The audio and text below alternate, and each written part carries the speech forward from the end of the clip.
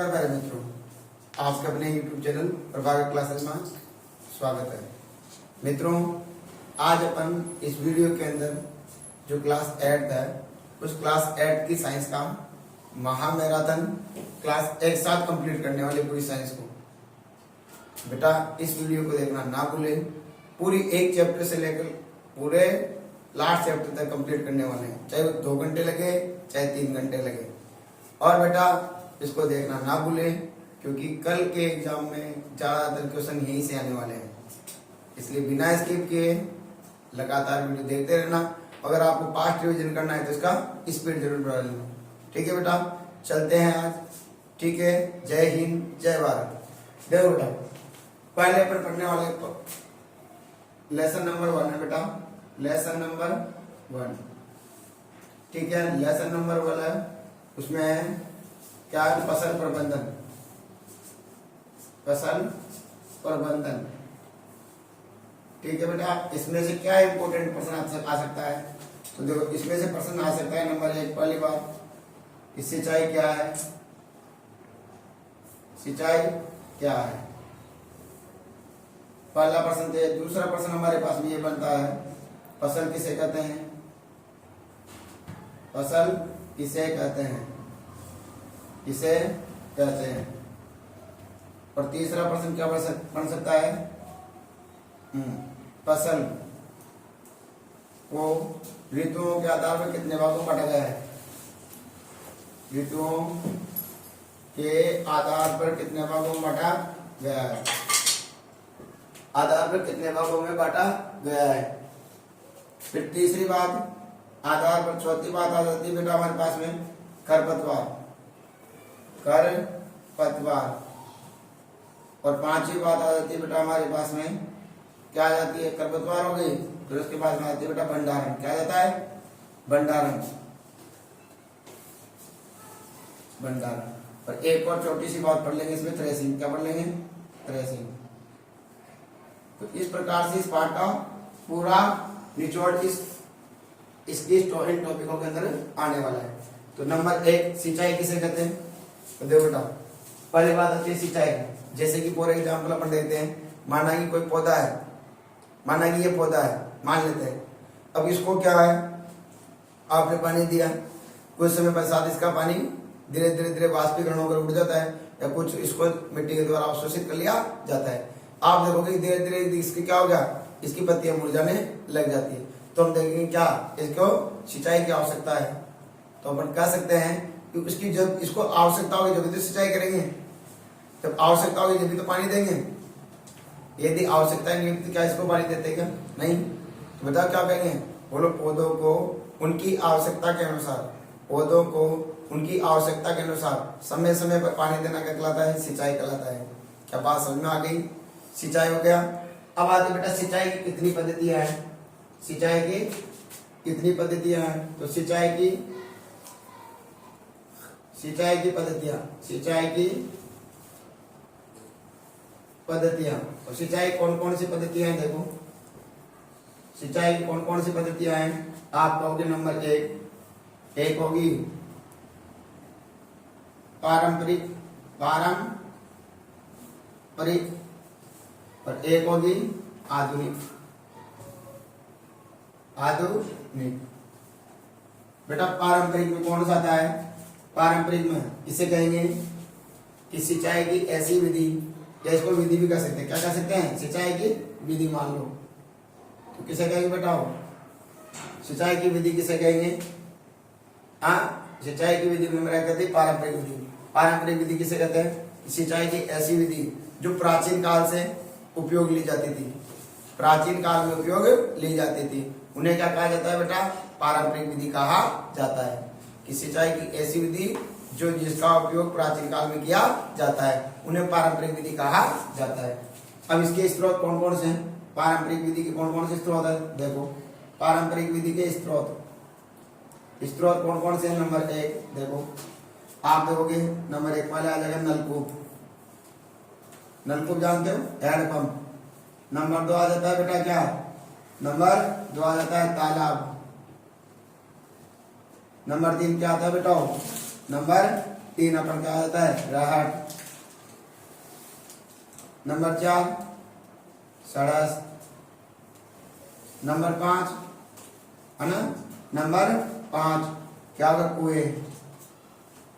इनके द्वारा क्या की जाती है बेटा, सिंचाई की जाती है परंपरा है ना, पारंपरिक तौर पर जो प्राचीन काल में इन्हीं से क्या की जाती थी, सिंचाई की जाती थी। फिर आ जाती है आधुनिक विधि। आधुनिक विधि में 2 पढ़ना है अपन को। नंबर 1 क्या होगा, बूंद बूंद सिंचाई विधि, बूंद बूंद सिंचाई विधि। और एक पढ़ने जा रहे बेटा अपन दूसरी बात पढ़ेंगे छिड़काव तंत्र, छिड़काव तंत्र। अब बूंद बूंद सिंचाई विधि किसे कहते हैं, अंग्रेजी में कहते हैं इसको, बोलो ड्रिप ड्रिप, क्या कहते हैं ड्रिप ड्रिप, ठीक है ना, क्या कहा जाता है ड्रिप तंत्र यानी ड्रिप सिस्टम भी कहा जाता है। अब देखो बेटा समझना पहली बात कि सर आधुनिक विधि किसे कहा जाता है, इस सिंचाई की ऐसी विधि जिसका उपयोग हम आधुनिक समय में अभी वर्तमान समय में कर रहे हैं, ऐसी विधि क्या कहलाती है, आधुनिक विधि कहलाती है।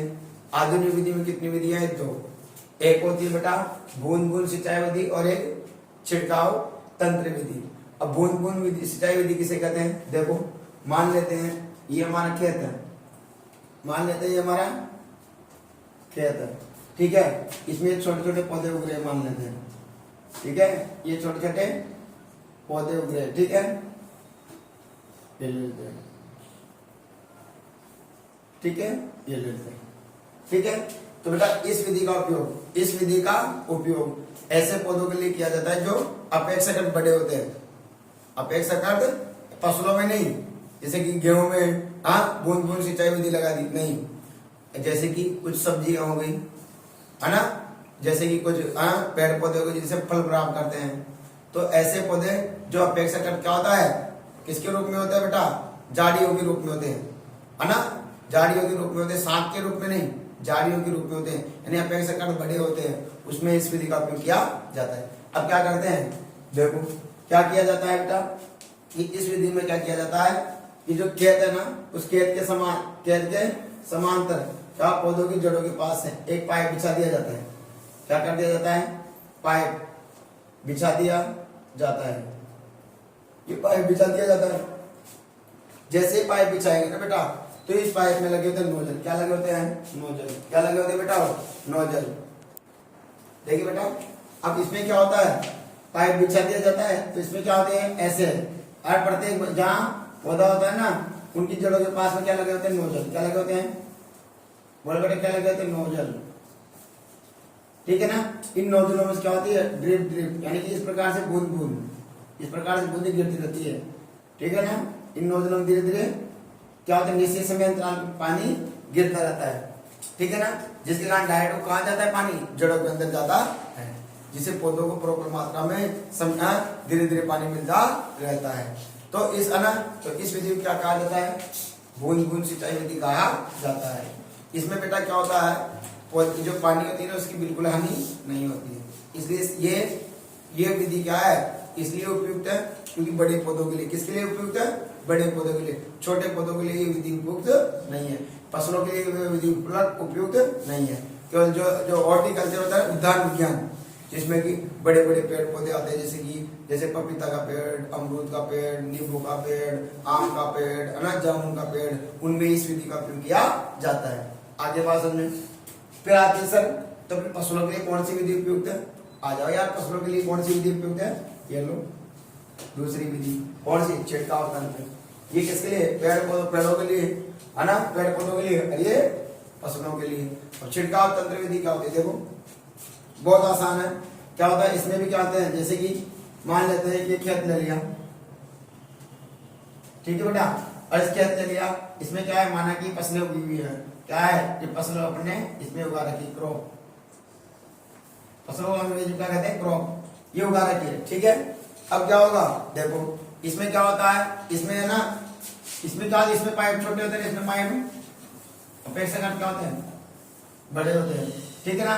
अब इनमें क्या किया जाता है, जैसे एक पाइप होता है ना, उस पाइप के बीच में क्या होता है, जॉइंट होता है, उस जॉइंट में क्या लगा दिया जाता है, नोजल, ऐसे, और एक नोजल लगा दिया जाता है ना, तो ये नोजल क्या करते हैं बेटा, ऐसे इस प्रकार से घूम घूम के चारों तरफ से क्या करते हैं, छिड़काव पानी की बरसात के रूप में चारों तरफ से क्या करते हैं, जैसे बरसात की बूंदें गिरती है ना, बरसात होती है, तो उसी क्रम में क्या किया जाता है ना, उसी क्रम में क्या करती है, पानी की बूंदों के रूप में खेत के चारों ओर एक निश्चित दायरे के अंदर क्या करती है, छिड़काव है ना, छिड़काव करते हुए पानी की सिंचाई करती है। उसे क्या कहा जाता है, छिड़काव तंत्र विधि कहा जाता है।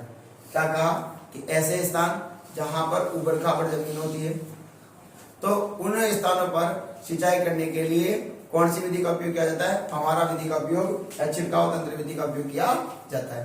इसमें क्या हो जाता है, भूमि के समांतर पाइप बिछा दिए जाते हैं और उन पाइपों में क्या होता है, लंबवत है ना नोजल लगे होते हैं, ऐसे लंबवत नोजल लगे होते हैं। जैसे पानी क्या होता है इन नोजलों में प्रवेश करता है तो ये दाब के कारण चारों तरफ घूमते हुए क्या होता है, बरसात की बूंदों के रूप में क्या करते हैं, पानी का छिड़काव करते रहते हैं। तो इस वीडियो इसलिए गाड़ी से क्या कहा जाता है, छिड़काव तंत्र विधि कहा जाता है। क्या बात समझ में आ गई? चलो आगे फिर आ जाता है बेटा अपने पास में दोनों विधि हो गई, सिंचाई खत्म हो गई, फिर उसके बाद आ जाता है बेटा फसल। क्या आ जाती है, फसल। अब देखो फसल किसे कहेंगे, फसल किसे कहेंगे, देखो अब देखो बेटा अपन पढ़ने जा रहे हैं क्या, फसल किसे कहते हैं। ये बहुत आसान सा टॉपिक है। देखो बेटा फसल, फसल फसल किसे कहते हैं, तो देखो बेटा फसल को याद करने के लिए बहुत आसान है। जैसे कि ये हो गया, ये भूमि का कोई क्षेत्र हो गया है ना, इस भूमि के क्षेत्र में क्या उगाना, बीजों को उगाना, ऐसे ये बीज उगा दिया अपन ने, ठीक है, तो ये क्या हो गई, फसल कहलाएगी। तो क्या कहेंगे, भूमि के बहुत बड़े क्षेत्र पर, भूमि के बहुत बड़े क्षेत्र पर एक ही प्रकार के बीजों को उगाना फसल कहलाता है। लिखूंगा नहीं बेटा मैं दोबारा, भूमि के बहुत बड़े क्षेत्र पर, बहुत बड़े क्षेत्र पर एक ही प्रकार के बीजों को उगाना, बीजों को उगाना क्या कहलाता है बेटा, उगाना क्या कहलाता है, फसल कहलाता है। क्या बात समझ में आ गई? फसल कितने प्रकार की होती है बेटा, फसल बोलो ऋतुओं के अंदर फसल को कितने भागों में बांटा गया है, 3। नंबर 1 पहली कौन सी फसल है, रबी की फसल। किसकी फसल है, रबी की फसल, ठीक है। दूसरी कौन सी आ जाती है, दूसरी आ जाती है बेटा खरीफ की फसल, खरीफ की फसल। और तीसरी कौन सी आ जाती है बेटा, जायद की फसल, जायद की फसल। तो कौन कौन सी फसलें होगी बताओ, रबी की फसल, खरीफ की फसल और जायद की फसल। तो ऋतुओं के आधार फसलों को कितने भागों में बांटा गया है, 3। कितने भागों में बांटा गया है, 3। नंबर 1 रबी की फसल, नंबर 2 खरीफ की फसल, नंबर 3 जायद की फसल। नंबर 1 आ जाती है रबी की फसल। तो देखो रबी की फसल, तो रबी में स्पेशल लिख दूंगा रबी। रवि यानी क्या होता है, सूर्य। क्या होता है बेटा, सूर्य। बताओ सूर्य नारायण भगवान की जय। बोलो सूर्य नारायण भगवान का कब आवश्यकता होती है, कब आवश्यकता होती है बताओ, सर्दियों के दिनों में। कब आवश्यकता होती है सूर्य की, बोलो सर्दियों में। और जब सर्दियों में इसकी आवश्यकता होती है ना, क्यों सर्दियों में क्या आवश्यकता है, सर्दी लगी है और धूप में बैठते हैं, बैठते नहीं बैठते, तो सर्दियों में किसकी आवश्यकता है, सूर्य की। सूर्य की आवश्यकता हुई, प्रकाश की में आवश्यकता हुई, ताप की ना, या धूप आ गई हम बैठ जाते हैं, तो हमें कब आवश्यकता होती है, सर्दियों में। तो बताओ क्या होगी कि रबी की फसल कब बोई जाती है, बोलो सर्दियों में। किसमें बेटा, बोलो सर्दियों में बोई जाती है, ठीक है। अब सर्दियों को क्या कहते हैं साइंस की भाषा में, शीत ऋतु। क्या कहते हैं बेटा, शीत ऋतु। तो क्या कहेंगे बेटा, बोलो शीत ऋतु में उगाई जाने वाली फसलें, शीत ऋतु में उगाई जाने वाली फसलों को क्या कहा जाता है बेटा, बोलो रबी की फसल कहा जाता है, ठीक है ना। अब इसका एग्जांपल तो देखो, रबी की फसलों क्या है, बोलो सरसों गेहूं जौ चना, सरसों गेहूं जौ चना, सरसों गेहूं जौ चना, सरसों गेहूं जौ चना, सरसों गेहूं जौ चना, सरसों गेहूं जौ चना। फिर आती है बेटा कौन सी फसल, खरीफ की फसल। कौन सी फसल है बेटा, खरीफ की फसल। तो देखो है ना, इसमें ट्रिक याद आती है, क्या आती है, मम्मी मम्मी जूस पिला दे, मम्मी मम्मी जूस पिला दे, पिला दे, ठीक है ना। अब हाँ मुझे नहीं जानो है, नहीं जानो है। तो देखो मम्मी मम्मी जूस पिला दे, अब मुझको वो नहीं जानू है। तो देखो है ना, देखो मार्च से मई मम्मी है ना, मार्च से मई, जून से सितंबर, अब से अक्टूबर से मार्च, आगे ने बात देखो अक्टूबर से मार्च, अब मुझे कौन जानू है। तो क्या हो जाता है बोलो, ये शीत रबी की फसल कब हो जाती है, अक्टूबर से है ना मार्च के मध्य, ठीक है। मम्मी मम्मी मध्य मार्च से लेकर बोलो मार्च, मध्य मार्च से लेकर मई तक है ना। मम्मी मम्मी जूस पिला है ना, उसके बाद आता है क्या, जूस पिला दे, देखो मध्य जून से लेकर यानी सितंबर तक है ना। तो ये फसल क्या कब हो जाएगी, तो रबी की फसल। ये ऐसी फसलें जिन्हें मध्य अक्टूबर से लेकर मध्य मार्च तक हो जाती है, उन्हें रबी की फसल कहा जाता है। एग्जाम्पल सरसों गेहूं जो चना, सरसों गेहूं जो चना। उसके बाद आती है कौन सी फसल, खरीफ की फसल। कौन सी फसल आ जाती है बेटा, खरीफ की फसल। कब हो जाएगी, जून से लेकर सितंबर तक, जून से लेकर सितंबर तक। जूस अभी पीते हैं हाँ, अप्रैल में, मई जून जुलाई, तो जूस से आज बोलो जून से सितंबर तक। तो कब हो जाती है बेटा, बोलो जून से मध्य सितंबर तक, मध्य सितंबर तक बोई जाने वाली फसल क्या कहलाती है बेटा, खरीफ की फसल कहलाती है। एग्जाम्पल क्या आ जाएगा खरीफ की फसल को, बहुत आसान एग्जाम्पल बोलो, ज्वार बाजरा मक्का, ज्वार बाजरा मक्का, ज्वार बाजरा मक्का, मूंग मोट उड़द, मूंग मोट और उड़द। बोलो ज्वार बाजरा मक्का, मूंग मोट उड़द, ज्वार बाजरा मक्का, मूंग मोट उड़द। फिर आता है जायद की फसल। कौन सी फसल आ जाती है बेटाओ, जायद की फसल। अब जायद की फसल कब हो जाएगी, मम्मी मम्मी मार्च से लेकर मई के बीच। बोलो मध्य मार्च से लेकर मध्य मई तक, ठीक है, मई तक, ठीक है ना। ये फसल कौन सी कहलाती है, जायद की फसल। एग्जाम्पल अरबूजा खरबूजा तरबूजा, लौकी भिंडी टिंडा, अरबूजा खरबूजा तरबूजा, लौकी भिंडी टिंडा। तो क्या लिखा मैंने, अरबूजा का मतलब, अरबूज का मतलब जो होते ना खरबूजा, खरबूजा जानते हो ना वो, अरबूजा खरबूजा, अरबूजा का मतलब होता है तरबूज। क्या होता है बेटा, तरबूज, सॉरी तरबूज है ना, और खरबूजा है ना, खरबूजा जानते हो ना, खरबूजा, और लौकी भिंडी और टिंडा, इधर लिख देता हूं टिंडा। ये क्या बेटा, कौन सी फसल बोई जाती, जायद की फसल। दोबारा से रबी की फसल, ऐसी फसलें जो बेटा मध्य अक्टूबर से मध्य मार्च के बीच में बोई जाती है, रबी की फसल कहलाती है। एग्जाम्पल क्या हो जाएगा, सरसों गेहूं जो चना। खरीफ की फसलें, खरीफ की फसल कब हो जाती है, जून से मध्य सितंबर के मध्य बोई जाती है। एग्जाम्पल है ज्वार बाजरा मक्का, मूंग मोट उड़द। जायद की फसलें कब हो जाएगी बेटा, मध्य मार्च से मध्य मई तक। कौन से, अरबूजा खरबूजा तरबूजा, लौकी भिंडी टिंडा, ठीक है। इस प्रकार से आपको याद करना है। अब आती है बेटा खरपतवार। क्या आती है, खरपतवार। देखो बेटा खरपतवार किसे कहते हैं, खरपतवार, ठीक है। देखो मान लेते हैं जैसे कि ये हमारे पास में क्या है, ये पौधे हैं, ठीक है, ये पौधे। अब इसमें क्या हुआ, छोटे छोटे से अलग अलग पौधे आ गए, अलग किस्म के, ये लो है ना, ये अलग अलग प्रकार का पौधा आ गए इसमें, दिख रहे हैं ना। तो यहाँ फसल तो मैंने बोई इस वाली ब्लैक कलर की, अब उगाए रेड कलर वाले।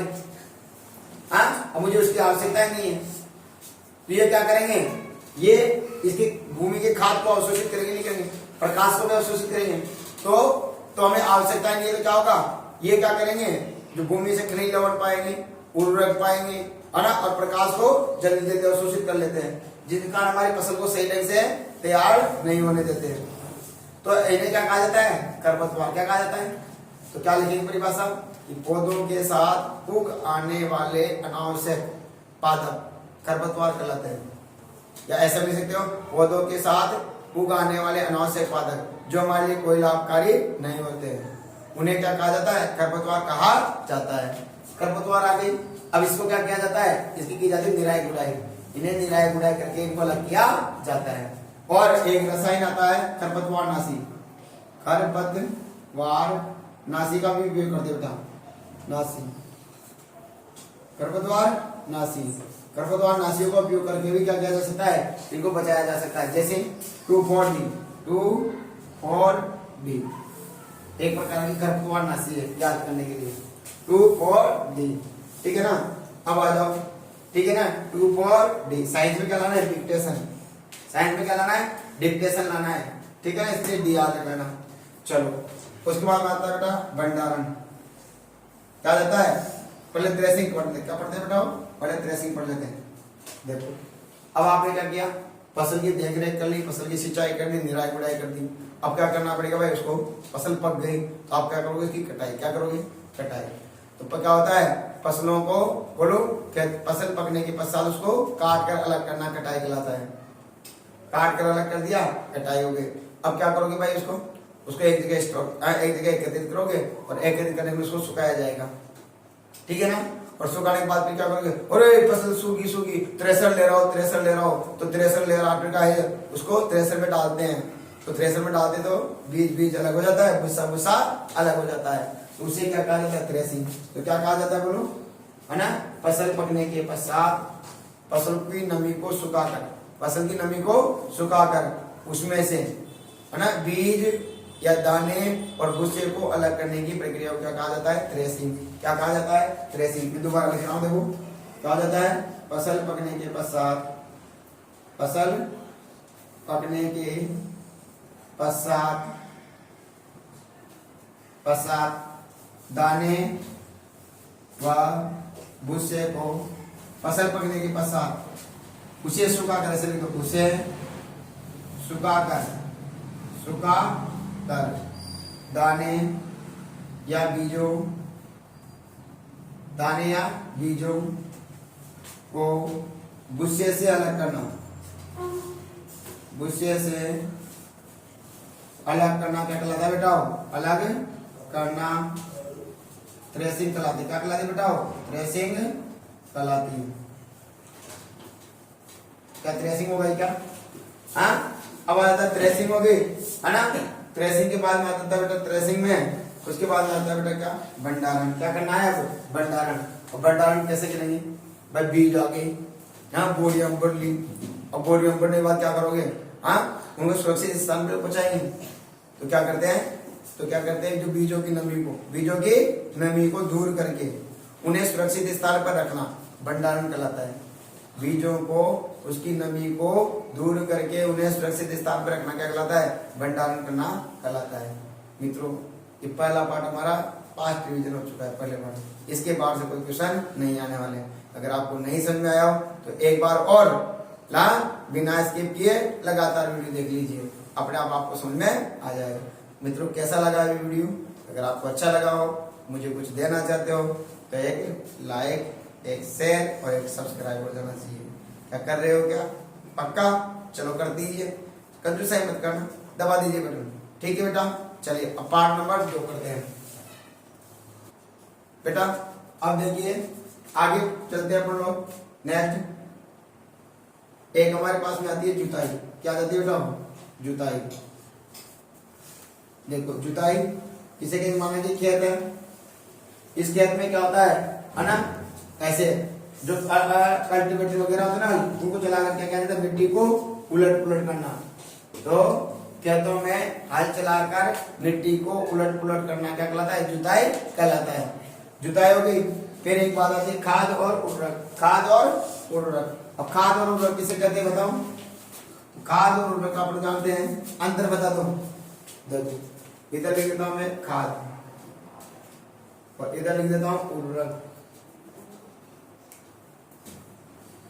खाद किसे कहते हैं? देखो ये खाद एक प्राकृतिक होती है, जबकि उर्वरक क्या होता है, कृत्रिम रसायनों द्वारा तैयार किया जाता है। खाद को हम क्या खेतों में बनाया जा सकता है, जबकि उर्वरक को फैक्ट्रियों में बनाया जाता है। खाद में क्या होता है, सभी पोषक तत्व प्रचुर मात्रा में उपलब्ध होते हैं, जबकि उर्वरक में एक निश्चित सीमित मात्रा में क्या होते हैं, पोषक तत्व होते हैं, जैसे कि एनपीके। क्या है, एनपीके, नाइट्रोजन, फास्फोरस और पोटेशियम। जबकि खाद में तो सभी पोषक तत्व प्रचुर मात्रा में उपलब्ध होते हैं। खाद में हुमस की मात्रा होती है, क्या होती है, हुमस की मात्रा होती है, जबकि उर्वरक में हुमस की मात्रा नहीं होती है। खाद भूमि को उपजाऊपन बढ़ाता है, उर्वरता क्षमता को बढ़ाता है, जबकि उर्वरक भूमि को क्या करता है बेटा, बोलो, दूषित करता है। क्या करता है, दूषित करता है, यानी कि उसको उत्सर बनाता है। क्या बनाता है, उत्सर बनाता है। तो ये चारों पांचों पॉइंट लिख देना। क्या कहा मैंने, खाद है ना, ये एक प्राकृतिक है, प्राकृतिक विधियों के द्वारा बनाया जाता है। ये एक कृत्रिम है, कृत्रिम विधियों के द्वारा इसको बनाया जाता है। इसका उपयोग कहाँ बनाया जाता है, खेतों में वगैरह में किया जाता है। इसका उपयोग इसको कहाँ बनाया जाता है, फैक्ट्रियों में बनाया जाता है। इसमें सभी पोषक तत्व प्रचुर मात्रा में होते हैं, उसमें सीमित पोषक तत्व प्रचुर मात्रा में होते हैं। इसमें हुमस की मात्रा अधिक होती है, उसमें हुमस की मात्रा नहीं होती है। ये भूमि को उपजाऊपन बढ़ाता है, यानी मृदा की शक्ति को बढ़ाता है, वो मृदा की शक्ति को कम करता है। ये मृदा को उपजाऊ बनाता है, वो मृदा को ऊसर बनाता है। ठीक है ना, इस प्रकार से इनके 4-5 अंतर लिख देना। अब आप पार्ट 2 के अंदर पढ़ने जा रहे हैं बेटा, क्या है, मित्र होता है ना, सूक्ष्म जीव।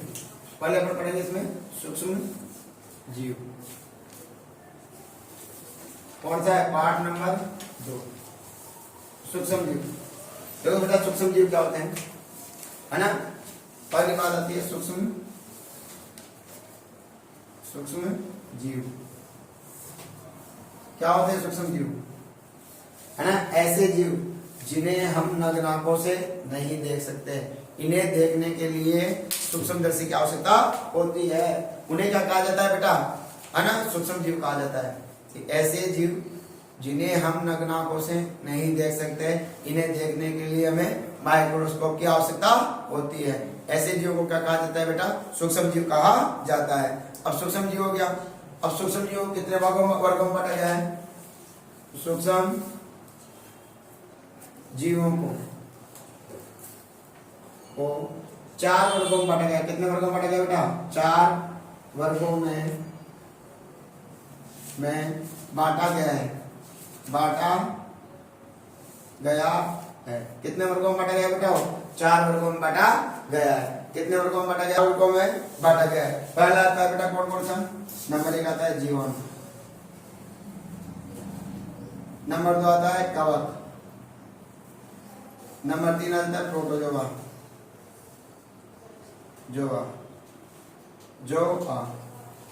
और नंबर 4 आता है शैवाल।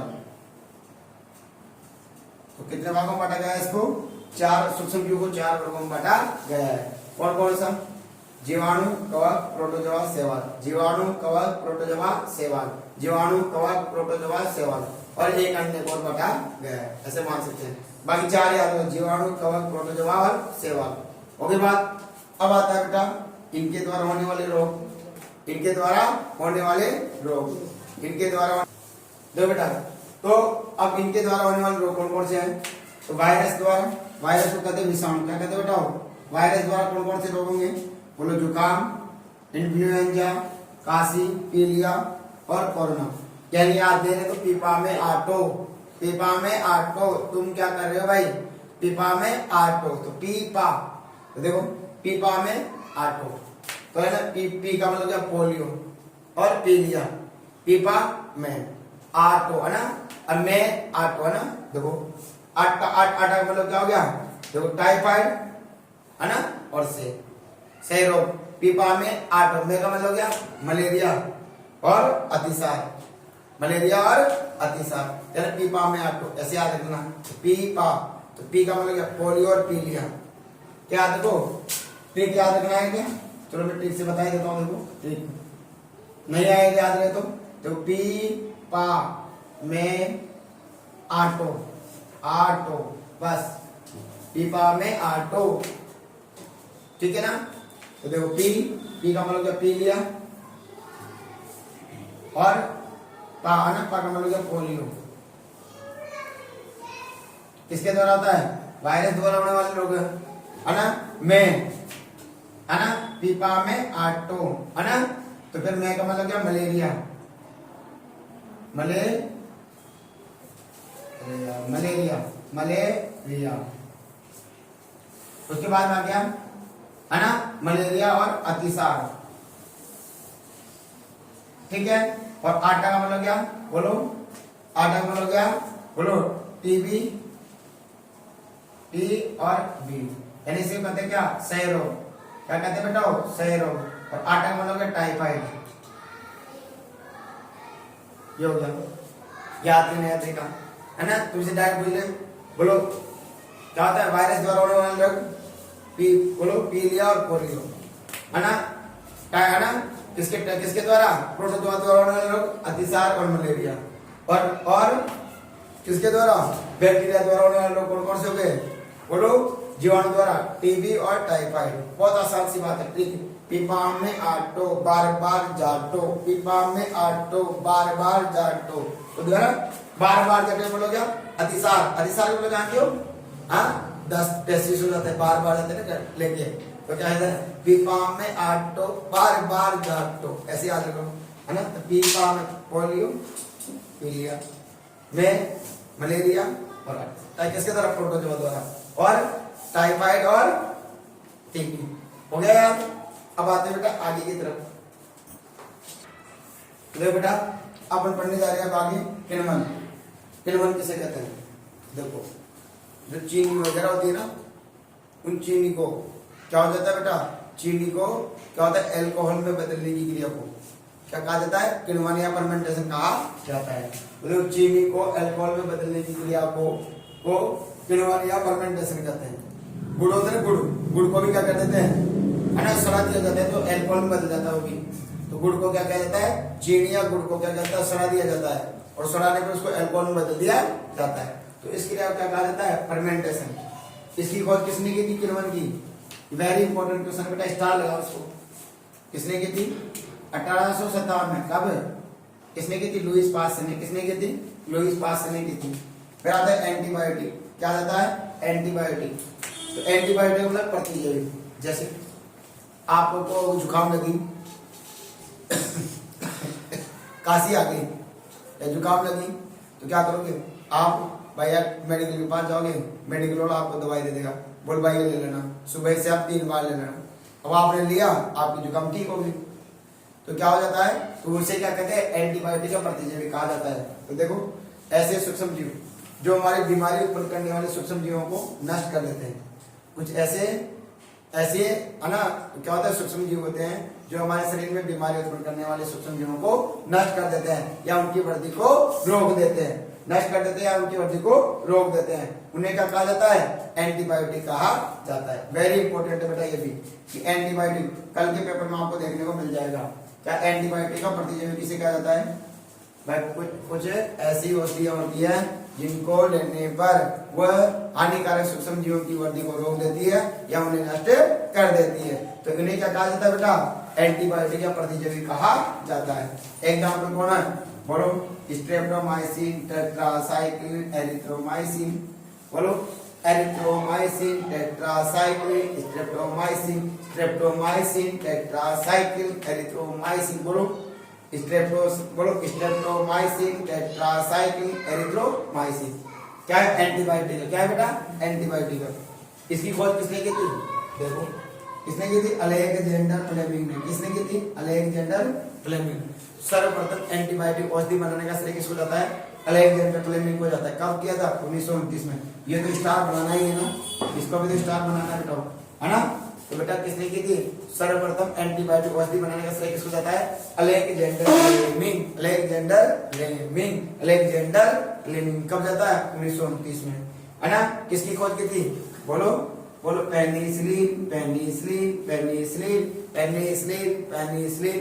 तो ना पेनिसिलिन का आविष्कार किया था किसने? Alexander Fleming. याद नहीं है तो पेनिसिलिन फैल गई, पेनिसिलिन फैल गई, पेनिसिलिन फैल गई। तो पेनिसिलिन फैल गई मतलब फ्लेमिंग। याद रखो पेनिसिलिन फैल गई। तो पेनिसिलिन खोज किसने की थी? फ्लेमिंग ने, है ना। जैसे कैसे माना कि ये क्या किया, इसने इस बोतल में क्या करेगा, तैयार करके, है ना, अलेक्जेंडर फ्लेमिंग ने। और अचानक क्या हुआ, ये बोतल क्या हो गई, किसी की धक्का मार दिया, ये बोतल गिर गई। तो गिर गई तो फैल गई क्या, तो क्या कहोगे, फैल गई, फैल गई।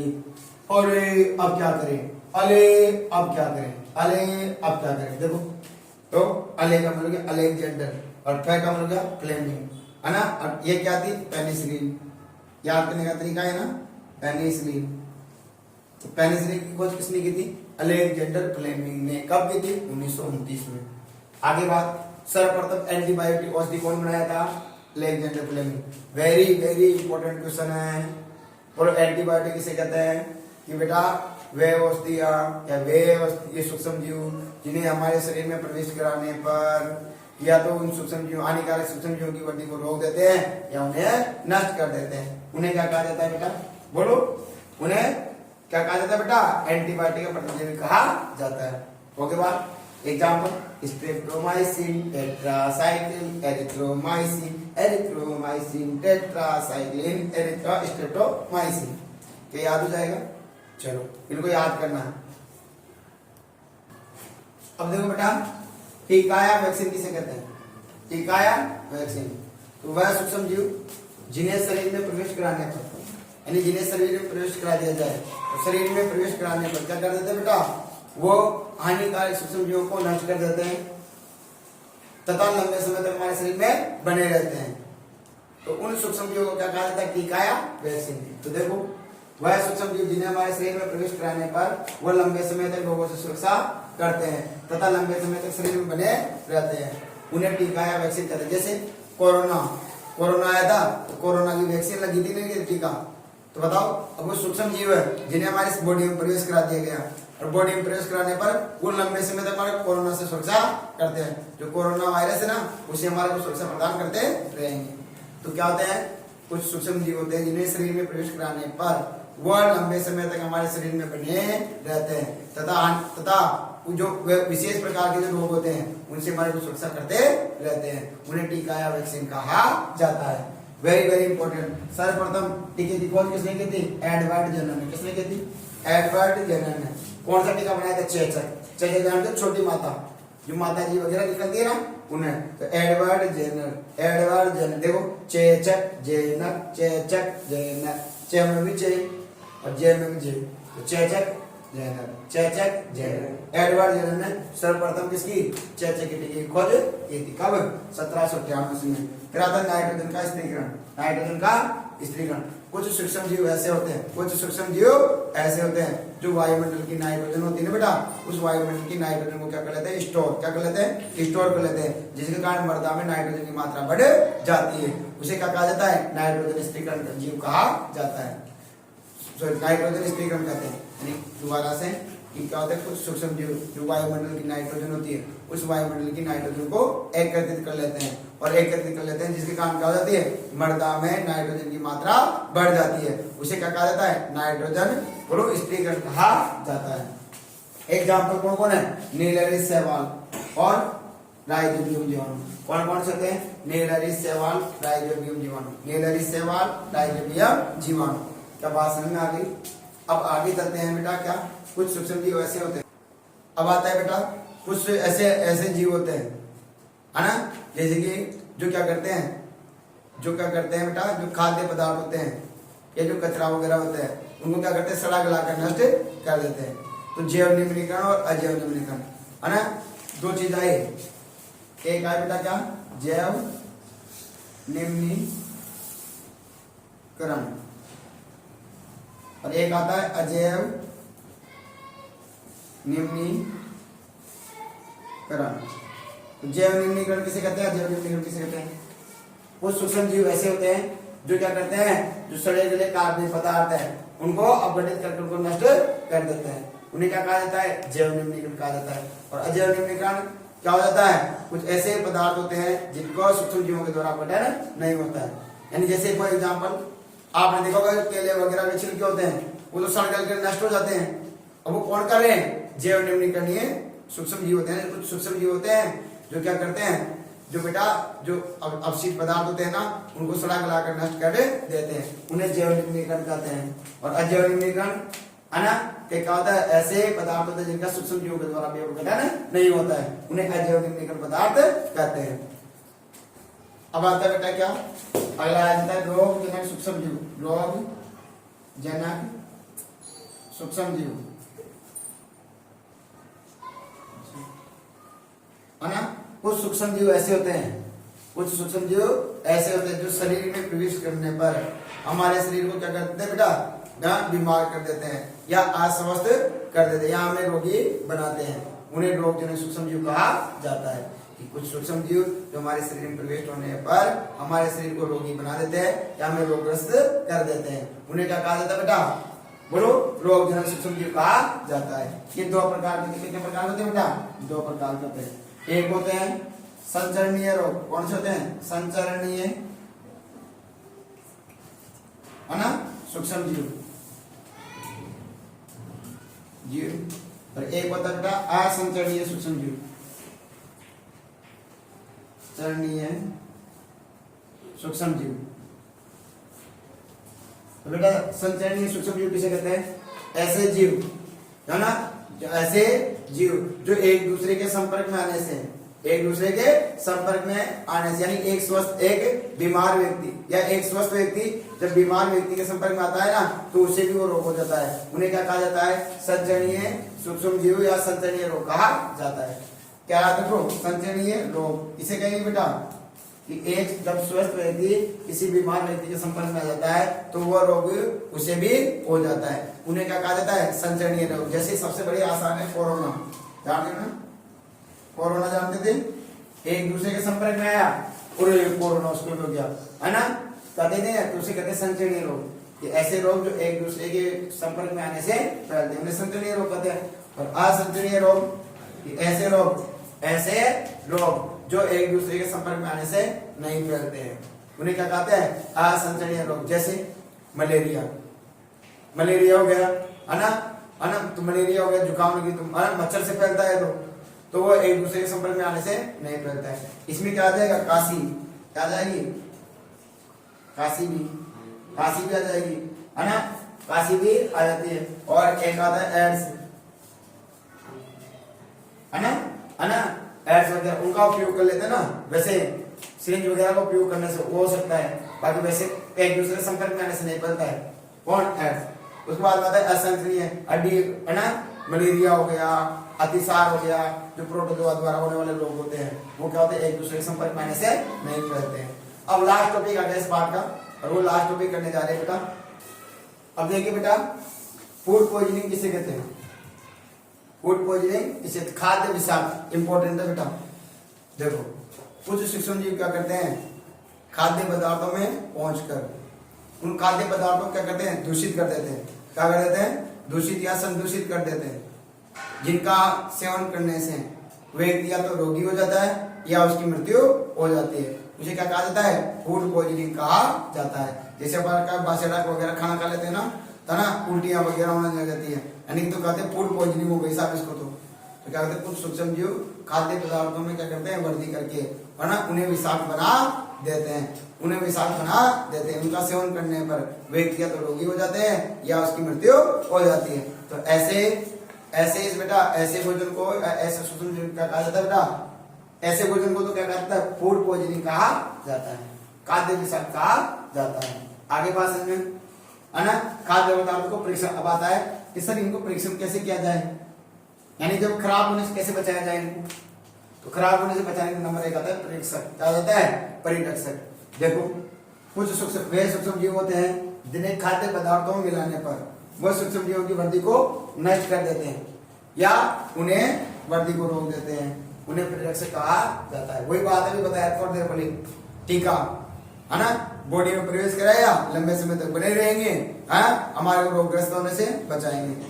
ऐसे ही क्या होते हैं, परिरक्षक कहलाते हैं कि वे कुछ सूक्ष्म जीव होते हैं या कुछ पदार्थ ऐसे होते हैं जिन्हें खाद्य पदार्थों में मिलाने पर उनकी सूक्ष्म जीवों की वृद्धि को रोक देते हैं या उन्हें नष्ट कर देते हैं, उन्हें क्या कहा जाता है, परिरक्षक कहा जाता है। एग्जाम्पल जैसे जैम और जेली में क्या मिलाया जाता है? Sodium benzoate. क्या मिलाया जाता है? सोडियम बेंजोएट या सोडियम मेटाबाइसल्फाइड मिलाया जाता है। जैम और जेली का परीक्षण।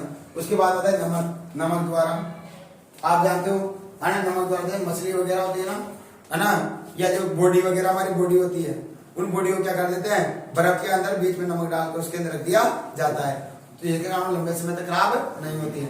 जैसे मछली वगैरह आती है तो जो जो जो बर्फ की जो आती है ना सलाना क्या आती है, सलियां वगैरह आती है, उनके बीच नमक डालकर मछली को उसमें डाल दिया जाता है ताकि वो खराब नहीं हो। ठीक है। उसके बाद आता है चीनी मिला, चीनी द्वारा परीक्षण। चीनी द्वारा परीक्षण, चीनी द्वारा परीक्षण जैसे क्या होता है, आपने देखा होगा चीनी पानी को अवशोषित होकर पिघल जाती है, तो अपन क्या करते हैं, जैसे जैम और जेली वगैरह होती है ना, उसमें क्या मिला देते हैं, चीनी। क्या मिला देते हैं? जैम और जेली होती है ना, उसमें चीनी मिला देते हैं, तो पानी को क्या कर लेती है, अवशोषित, जिसके कारण वो खराब नहीं होती। पानी कम हो जाएगा तो खराब नहीं होगी। फिर तीसरा जाता है जैसे जैम और जेली। चौथा आता है तेल और सिरके का उपयोग करके। तेल और सिरके का, जैसे मम्मी अचार बनाती है हमारी, हाँ अचार बनाती है, तो अचार बनाती है तो क्या डाल देती है इसमें, बोलो तेल। वह खराब हो जाओगे तो तेल ऊपर ऊपर बढ़ दे, पूरा दिखो नहीं चाहिए अचार, कहती नहीं कहती, और उसमें सिरका वगैरह डाल देती है ताकि वो खराब नहीं हो, तो तेल और सिरके का उपयोग करके। और चौथा आता है बेटा गर्म और ठंडा करके, सब जानते हो, हाँ गर्म दूध ले रहा है डेयरी पशु, अपन उसको गर्म कर रहे हैं, गर्म करने तो खराब हो जाएगा, तो गर्म करें जब तो क्या होगा, सूक्ष्म जीव वृद्धि नहीं कर पाए। ठंडा और भैया फ्रिज में रखते, फ्रिज में जाते जाते खराब हो जाओगे, तो चला दूध को फ्रिज में नहीं रखा गया, मम्मी रख दिया, बताओ क्यों? सब्जी को फ्रिज में रख देते हैं, क्यों? क्योंकि बेटा ठंडा करने पर जीवाणु वृद्धि नहीं करते हैं, है ना, अपन जानते हैं, तो ठंडा और गर्म करके। फिर आ जाता है बेटा क्या, पैकिंग करके। क्या करके? पैकिंग करके, जैसे कि चिप्स वगैरह आते हैं, बिस्किट वगैरह आ रहे हैं, है ना, उनको पैक कर दिया जाता है ताकि जीवाणु बैक्टीरिया अंदर प्रवेश नहीं करे। उन्हें क्या करते हैं, पैकिंग करके उनको सुरक्षित किया जा सकता है। और एक इंपॉर्टेंट बात आती है पार्श्वीकरण, very very important, very very important question आएगा बेटा, पार्श्वीकरण किसे कहते हैं, है ना। जैसे आप जानते हैं दूध वगैरह खराब नहीं होते हैं, क्यों? क्या कहता है, दूध को क्या किया जाता है, 15 से 20 मिनट तक, 15 से 20 मिनट तक 70 से 75 डिग्री सेल्सियस पर, कितना, 70 से 75 डिग्री सेल्सियस पर क्या था, 15 से 20 मिनट तक गर्म करके, है ना, अचानक उसको 0 डिग्री सेल्सियस पर ठंडा कर दिया जाता है, उसे कहते हैं पार्श्वीकरण कहा जाता है। क्या बात समझ में आ गई?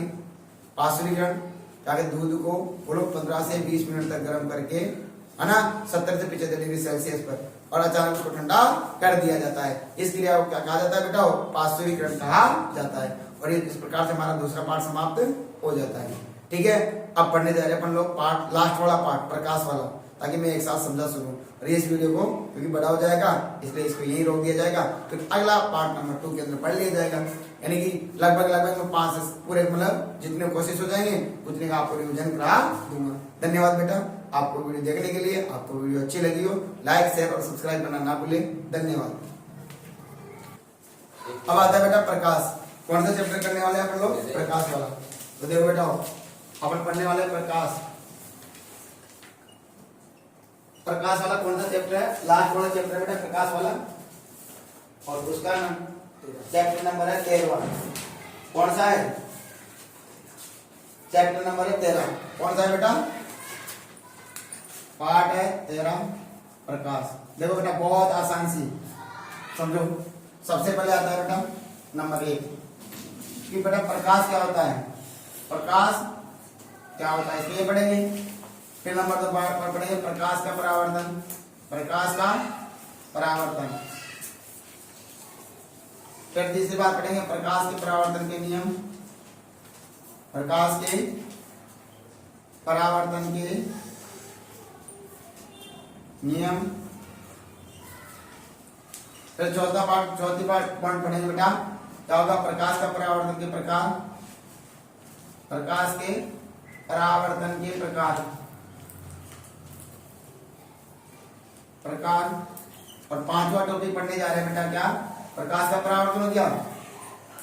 उसके बाद आता है बेटा नेक्स्ट पढ़ेंगे हम लोग समतल दर्पण में प्रतिबिंब, समतल दर्पण में प्रतिबिंब, में प्रतिबिंब। और फिर पढ़ने जाएंगे बेटा मानव नेत्र, मानव नेत्र। और लास्ट पढ़ने जाएंगे बेटा मानव नेत्र के बारे में पढ़ेंगे। क्या इसमें? मानव नेत्र के बाद में, मानव नेत्र के बाद में पढ़ेंगे बेटा मानव नेत्र हो गया। और एक क्या चीज लगे यार, एक अपन पढ़ने जाएंगे वो बहु प्रतिबिंब, बहु प्रतिबिंब। और इस प्रकार से पाठ समाप्त हो जाएगा। तो देखो प्रकाश क्या होता है, पहली बात आती है प्रकाश क्या होता है ना। तो बेटा देखो अपन रात होती है ना, हाँ अगर लाइट नहीं जला तो हमें दिखाई नहीं देगा, और लाइट जलाते हैं हमें वस्तु दिखाई देने लग जाती है। तो क्या कहेंगे, बोलो बेटा, वह अवयव जिससे हमें वस्तुएं दिखाई देती है उन्हें क्या कहा जाता है? प्रकाश कहा जाता है। प्रकाश हो गया। प्रकाश बताओ प्रकाश का वेग कितना होता है? 3 लाख किलोमीटर प्रति सेकंड। कितना होता है? 3 लाख किलोमीटर। ये लो 3 लाख किलोमीटर चला गया, यानी पूरी बात की चक्कर काट दिया गया। 3 लाख किलोमीटर प्रति सेकंड, एक सेकंड में 3 लाख किलोमीटर इतना वेग होता है। प्रकाश हो गया। फिर उसके बाद पढ़ेंगे इसमें किरण। क्या आती है? किरण। अब किरण किसे कहते हैं? देखो प्रकाश का सूक्ष्मतम अवयव, प्रकाश का छोटा सा अवयव, प्रकाश का छोटा सा अवयव क्या कहलाता है? किरण। क्या कहलाता है? किरण।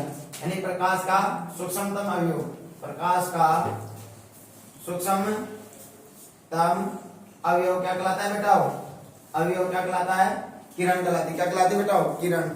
आगे बात समझ में अब आ जाती है बेटा प्रकाश का परावर्तन।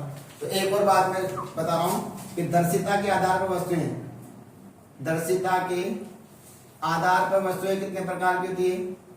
आधार पर वस्तुएं कितने प्रकार की होती है बेटा? 3। नंबर 1 कौन कौन सी है? देखो बेटा नंबर 1 है, पहले बोलो एक आएगी पारदर्शी। कौन सी आएगी? पारदर्शी वस्तु। एक आएगी अपारदर्शी वस्तु, अपारदर्शी वस्तु। और तीसरी कौन सी आएगी बेटा?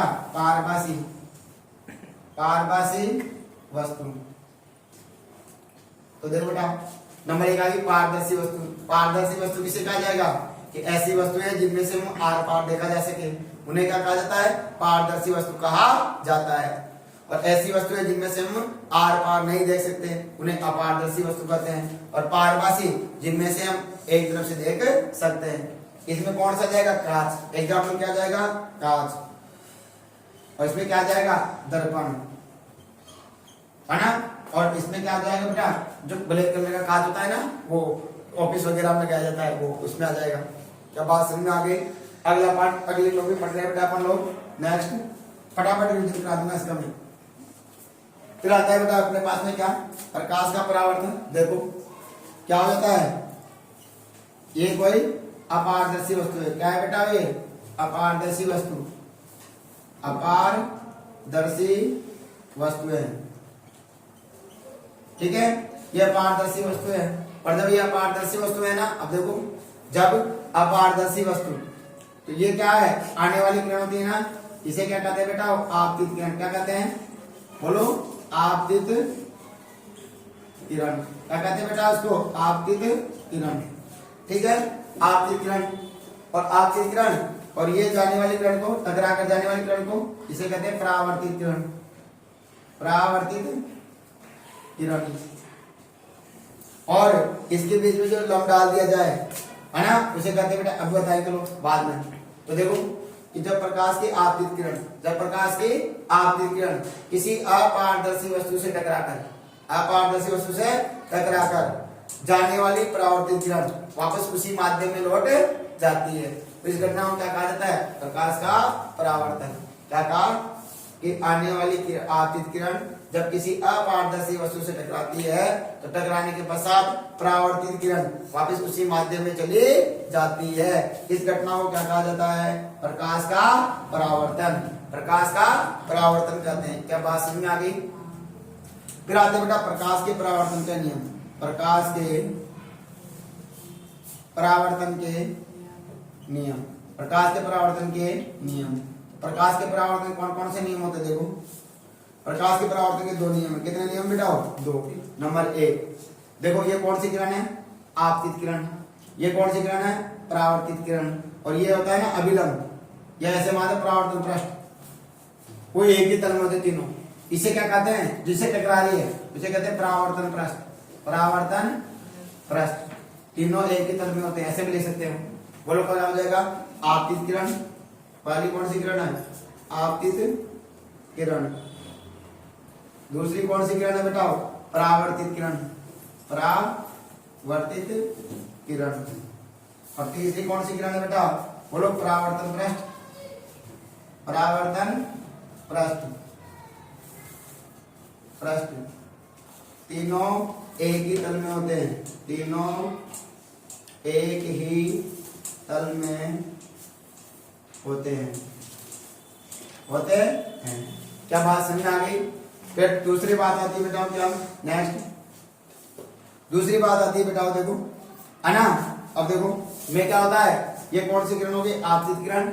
ये कौन सी किरण होगी? परावर्तित किरण। ये हो गया परावर्तन बिंदु। इस पे नाम क्या डाल दो? लंब। क्या डाल दो बेटा? लंब। और लंब डालने पर ये क्या हो जाएगा? देखो लंब डाल दिया जाए ना, तो ये आपतित किरण और अभिलंब के बीच जो कोण बनता है उसे कहते हैं आपतन कोण। क्या कहते हैं? आपतन कोण। ठीक है। और बेटा जो दूसरी आती है ना, हाँ, परावर्तित किरण और अभिलंब के बीच कोण बनेगा उसे कहते हैं परावर्तन कोण। क्या कहते हैं? परावर्तन कोण, है ना। ये दोनों बराबर होते हैं। ये बराबर होते हैं। इसे कैसे दर्शाते बेटा? आई। और इसे कैसे दर्शाते? आर से। तो क्या लिखेंगे? लिखो बेटा दूसरा नियम, आपतन कोण बराबर क्या होता है? परावर्तन कोण। आपतन कोण बराबर क्या होता है बेटाओ? परावर्तन कोण होता है। क्या बात समझ में आ गई? परावर्तन के दोनों नियम हो गए। परावर्तन की परिभाषा खत्म। उसके बाद में आती है बेटा प्रकाश का परावर्तन। क्या? प्रकाश के परावर्तन के प्रकार। प्रकाश का परावर्तन कितने प्रकार का होता है? 3। कितने प्रकार का होता है बेटा? प्रकाश का परावर्तन होता है 3 प्रकार का। देखो अब आते हैं यहाँ पर प्रकाश का परावर्तन कितने प्रकार का होता है बेटा? 3। नंबर 1 पहला होता है नियमित परावर्तन। नियमित परावर्तन। दूसरा कौन सा होता है बेटा? विसरित परावर्तन। विसरित परावर्तन। और तीसरा कौन सा होता है बेटा? बोलो पार्श्व परावर्तन। पार्श्व परावर्तन। ठीक है। तो कितने प्रकार का हुआ? 3। 1 2 3। तो क्या हो जाता है? देखो जब प्रकाश की किरणें जब प्रकाश की किरणें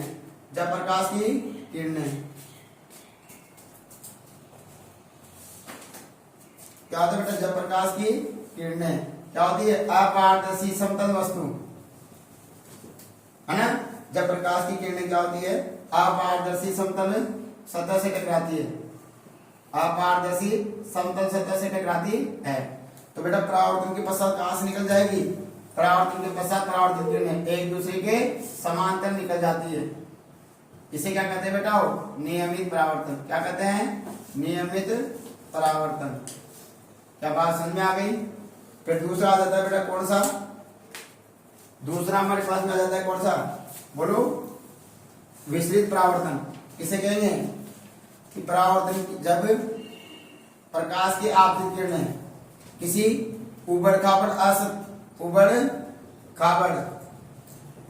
सतह होती है ना, उस उबड़ खाबड़ सतह से आपतित होती है। उस उबड़ खाबड़ सतह पर आपतित होती है। तो आपतित होने के बाद क्या होगा, है ना, वो क्या होती है? एक दूसरे के विपरीत दिशा में निकल जाती है। ऐसी घटनाओं क्या कहा जाता है बेटा? बोलो क्या कहा जाता है? विसरित परावर्तन कहा जाता है। तो विसरित परावर्तन हो गया ये, है ना। फिर तीसरा आता है पार्श्व परावर्तन। क्या होता है? पार्श्व परावर्तन। आपने देखा होगा दर्पण। दर्पण देखा है ना। तो आप देखोगे जो हमारी जैसे कि ये 5 उंगलियां है मेरी ऐसे, तो ये 5 उंगलियां हैं, देखो ऐसे, ठीक है। तो आपने देखा होगा इसका जो अंगूठा है ये देखो वो ऐसे दिखाई दिया होगा आपको दर्पण में, यानी किस प्रकार से दिखाई देता है। ठीक है। ये अंगूठा इधर की तरफ है, ये वाला अंगूठा इधर की तरफ दिखाई देगा, है ना, इधर की तरफ। जब ये इधर की तरफ है ना, और वो दिखाई दे रहा है इधर की तरफ, यानी आपने देखा होगा इधर वाला कान इधर की तरफ और इधर वाला कान इधर की तरफ, इधर वाली नाक इधर की तरफ दिखाई देती है नथ। तो उसे क्या कहा जाता है? पार्श्व परावर्तन। बोलो क्या कहेंगे? कि दर्पण में क्या हो जाता है, हमारा दायां भाग बाईं तरफ तथा बायां भाग दाएं तरफ दिखाई देता है। उसे क्या कहा जाता है, पार्श्व परावर्तन कहा जाता है। क्या बात समझ में आ गई? अब आता है बेटा आगे की तरफ, परावर्तन के प्रकार हो गए। अब आता है समतल दर्पण में प्रतिबिंब। ये इंपॉर्टेंट है बेटा, समतल दर्पण में प्रतिबिंब। इसका चित्र भी बनाना है, आना चाहिए आप लोग। अब देखो समतल दर्पण में प्रतिबिंब, समतल दर्पण में प्रतिबिंब, समतल दर्पण में प्रतिबिंब। देखो अब आता है समतल दर्पण में प्रतिबिंब। अगला टॉपिक अपना कौन सा बेटा, समतल दर्पण में प्रतिबिंब, समतल दर्पण में प्रतिबिंब। अब देखो बेटा समतल दर्पण में प्रतिबिंब क्या होता है, समझो कि माना कि ये हमारे पास क्या है, समतल दर्पण है। ठीक बेटा, स्टार बनाओ इसको, ये समतल दर्पण है। अब देखो क्या होगा, ये कोई वस्तु है हमारे पास, यहां से प्रकाश आएगा, ये प्रकाश आया, ठीक है। और आने के बाद कहां चला गया बेटा, परावर्तन के बाद बताया था, परावर्तन के पश्चात है ना, उसी माध्यम में लौटता है ना। तो ये हमारी क्या है, आंख है। क्या है हमारी आंख, कैसे बनाना, ये लो, ये हमारी आंख हो गई, ठीक है, आंख हो गई। अब देखो जैसे आप देखोगे ना आंख से, तो आंखों से देखोगे ना, तो ये प्रकाश इधर से आता हुआ प्रतीत होगा ऐसे। तो जितनी दूरी पर ये वस्तु है ना, उतनी दूरी पर यह प्रतिबिंब बन जाएगा। तो ये क्या हो जाएगा, वस्तु, और ये क्या बन गया इसका, प्रतिबिंब, प्रतिबिंब। ये कौन सी किरण है, आपतित, आपतित किरण। ये कौन सी किरण है, परावर्तित किरण। अब क्या लिखेंगे, देखो नंबर 1 यहां डाल देना, ए बी सी डी और ई, ठीक है ना। तो देखो बेटा यहां लिखोगे ए बी व ऐसी आपतित किरण है, आपतित किरण है। फिर देखो नंबर दूसरी बात क्या लिखोगे बेटा, बोलो बी डी और सी, बी डी व सी ई परावर्तित किरण है। क्या बेटा, परावर्तित किरण है। फिर तीसरी बात आती है बेटा क्या, कि ये है ना प्रतिबिंब, कौन सा ले लो, बोलो एक्स ले लेते, क्या लेते हैं, एक्स। एक्स वस्तु का प्रतिबिंब है, प्रतिबिंब है। अब प्रतिबिंब के गुण, प्रतिबिंब के गुण लिखोगे, कौन कौन से गुण लिखोगे, देखो प्रतिबिंब कहां बनता है, समान दूरी पर। कहां बनता है, समान दूरी पर। तो याद लिखेंगे प्रतिबिंब समतल दर्पण, पूछो बेटा समतल दर्पण में लिखो, समतल दर्पण में प्रतिबिंब, प्रतिबिंब समान दूरी पर बनता है। कहां बनता है बेटा, समान दूरी पर बनता है, दूरी पर बनता है, बनता है। नंबर 1। नंबर दूसरी आगे बेटा, इधर लिख देता हूं दूसरा पॉइंट, क्या हो जाता है और कैसा बनता है प्रतिबिंब, आभासी। कैसा बनता है, आभासी। दूसरा है समतल दर्पण में, दर्पण में प्रतिबिंब आभासी बनता है। कैसा बनता है बेटा, आभासी, आभासी बनता है। अगला पॉइंट, तीसरा पॉइंट, तीसरा पॉइंट क्या होता है ना, समान साइज का। क्या होता है ना, प्रतिबिंब कैसा बनेगा, प्रतिबिंब वस्तु के बराबर, वस्तु के बराबर बनता है। और चौथा, इसे पर्दे पर प्राप्त नहीं कर सकते। यह दर्पण के, बोलो ये क्या बनेगा, हाँ उतनी दूरी पर बनता है, समान दूरी पर। क्या लिखेंगे, लिखा समतल दर्पण प्रतिबिंब समान दूरी पर बनता है, हो गया। दूसरा क्या, समतल दर्पण में प्रतिबिंब आभासी बनता है। कैसा बनता है? आभासी बनता है। और प्रतिबिंब वस्तु के बराबर बनता है। और क्या होता है, इसे पर्दे पर प्राप्त नहीं कर सकते, इसे पर्दे पर प्राप्त नहीं कर सकते। ये पॉइंट लिख के आ जाना, ठीक है ना। इस प्रकार से आपको चित्र बना के ये पॉइंट लिख देना, तो आपका क्या हो जाएगा, समतल दर्पण वाला, है ना, जो 6 नंबर 4 या 5 नंबर का प्रश्न आता है वो इस प्रकार से तैयार हो जाएगा। अब आती है बेटा क्या, लास्ट मानव नेत्र। क्या जाता है, मानव नेत्र। देखो ये पाठ फटाफट रिवीजन हो गया होगा आपका। अब आता है बेटा देखो मानव नेत्र। मानव नेत्र, तो देखो बेटा मानव नेत्र क्या होता है, ये कौन सा लेंस हो गया, उत्तल लेंस। और उसको इस प्रकार से गोला बना देना, है ना, मछली के समान, है ना, ठीक है। और यहां से जहां से मुड़ रहा है कर्व हो रहा है, यहां से एक और लाइन लेना इसके बराबर साइड में, और इसको ऐसे एक साथ घुमा देना, इधर से भी ये एक साथ, ठीक है। दूसरी बात, तीसरी बात यहां से लेना है, इसके ऊपर से ऐसे,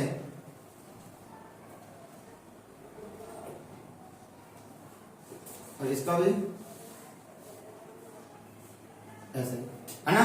तो देखो जो ये आगे वाला भाग है ना, ये रेड कलर का, है ना, ये उभरा हुआ भाग, इसे कहते हैं कॉर्निया।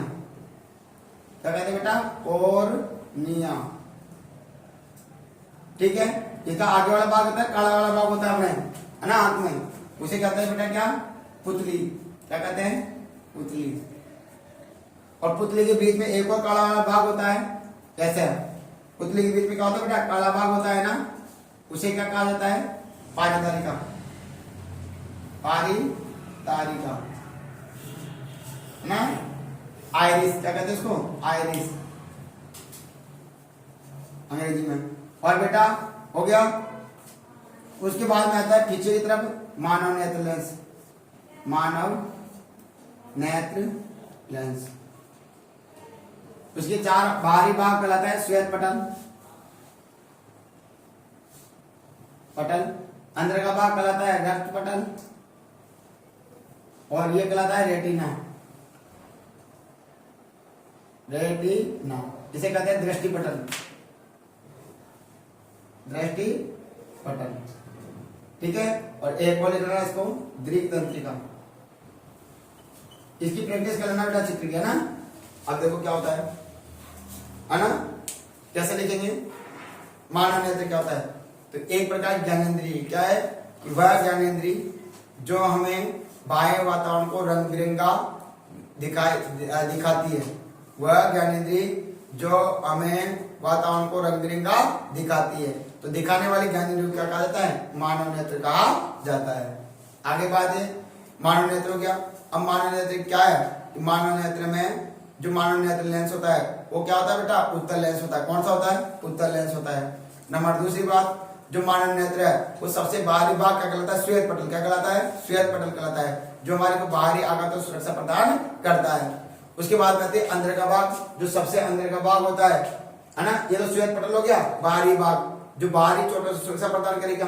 और जो अंदर वाला भाग है ना बेटा, वो अंदर वाला भाग है, उस वस्तु का प्रतिबिंब रेटिना पर ही बनता है, जिसके कारण हमें वस्तु दिखाई देती है। तो प्रश्न पूछा जा सकता है कि मानव नेत्र में वस्तु का प्रतिबिंब कहाँ बनता है, रेटिना के ऊपर बनता है। फिर मानव नेत्र का जो उभरा हुआ भाग है ना, वो क्या कहलाता है, कॉर्निया। क्या कहलाता है, कॉर्निया कहलाता है।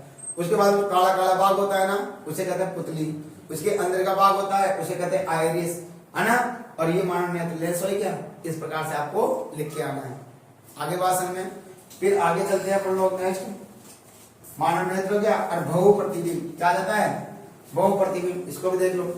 बहु प्रतिबिंब किसे कहते हैं बेटा, ये बेटा है ना, जब समतल दर्पणों को क्या अलग अलग एंगल, 2 या 2 से अधिक समतल दर्पणों को अलग अलग कोणों पर रखा जाता है। 2 या 2 से अधिक समतल दर्पणों को अलग अलग कोणों पर रखा जाता है। तो अलग अलग कोणों पर रखने पर है ना, उस वस्तु के कई सारे प्रतिबिंब दिखाई देते हैं। तो उन्हें क्या कहा जाता है, बहुप्रतिबिंब कहा जाता है। इस प्रकार से पाठ खत्म होता है। बेटा अच्छा पाठ है। अब मैं आपसे थोड़ी सी गुजारिश करना चाहता हूँ, यदि आप लोग मुझे प्रेम देना चाहते हो या आप लोग मुझे कुछ उपहार देना चाहते हो बेटा, तो प्लीज सब्सक्राइब और लाइक जरूर कीजिए, ताकि बेटा मुझे भी क्या है कॉन्फिडेंस बन सके और मैं ज्यादा से ज्यादा वीडियो आपके लिए बढ़ा सकूं। धन्यवाद। और अपने मित्रों से भी कहिए, उनको भी शेयर कीजिए कि यार इस चैनल को सब्सक्राइब करना, क्योंकि हमारे गुरुजी का चैनल है। पड़ोसी मित्र भी आराम से सब्सक्राइब कर सकते हैं, ठीक है बेटा, ताकि मुझे जो आप मुझे कुछ देना चाहते हो, कुछ देने का एक ही मकसद है। तुम्हारे पास क्या है ऑप्शन, मैं पैसा तो लेता नहीं, फ्री में पढ़ा रहा हूँ, तो आपके पास में क्या है, एक ऑप्शन है सब्सक्राइब और लाइक करना। ये आपके हाथ में, ना तो कोई पैसा लगता है कि दबाना ही बटन, तो दबा दिए। चलो राम राम सा, मिलते हैं अगले वीडियो के अंदर, और जिसमें अपन 3 लेसन और कंप्लीट करेंगे, ठीक है। देखते रहिए प्रभाकर क्लासेस का चैनल, और अपने जो नंबर है बोर्ड में, जो नंबर आने वाले उनमें अंकों का इजाफा करते रहिए। धन्यवाद।